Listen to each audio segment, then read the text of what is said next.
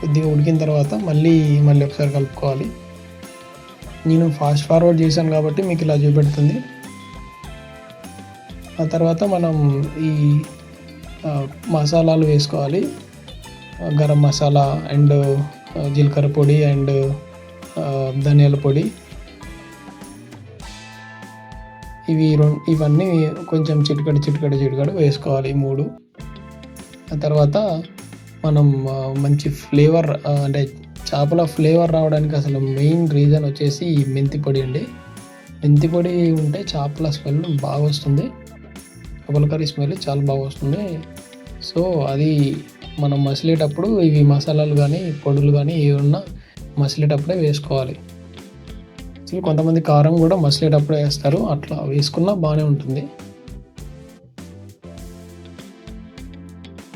తర్వాత మూత పెట్టి కొద్దిసేపు ఆగిన తర్వాత